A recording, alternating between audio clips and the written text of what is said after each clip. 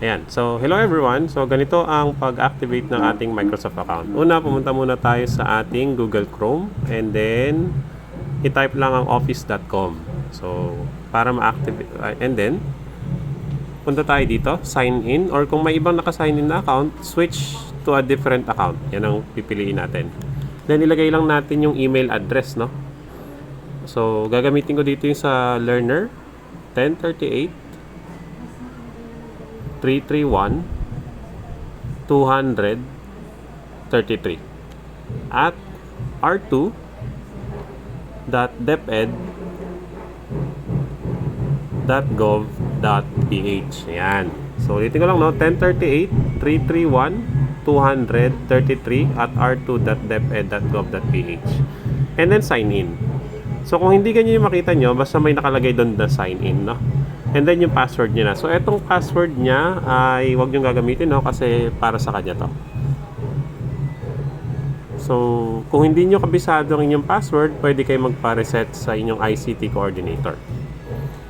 And then, sign in lang natin. And then, next. Pag nakakita kayo ng security option, skip nyo lang yon. Okay? Parang, eto, meron yata dito yung sample na security option. So, hintayin lang natin, no, kung lalabas yung security option natin. So, depende sa internet nyo kung mabagal or mabilis yan. Maglo-load din naman kagad yan. So, sa akin, medyo mabagal lang yung connection. Ayan, hintayin natin.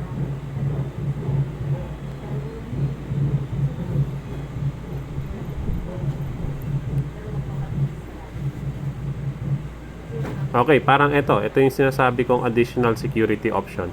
Skip nyo lang muna to. Huwag kayo muna maglalagay ng number dito kasi baka mamaya hindi na gumagana yung number na ilalagay nyo. Mahirap nang i-retrieve. So, pwede naman natin itong skip. Para mas madali lang din i-reset yung account nyo. Then, no lang ang piliin dito para makapag-login pa ibang bata kung sakaling multiple ang magla-login sa phone nyo. No? So, piliin ko yung no. And then, ayan, activated na yung account niya. So, next dito sa video, yung pag-activate naman ng inyong LMS account. So, please watch the video also. So, ganun lang siya, no? So, napakadali lang ng pag-activate ng ating Microsoft account. Isa-isahin lang natin, no? Una, pumunta sa office.com. I-type ang office.com. And then, ang inyong and then, pindutin ang sign in. And then, LRN nyo.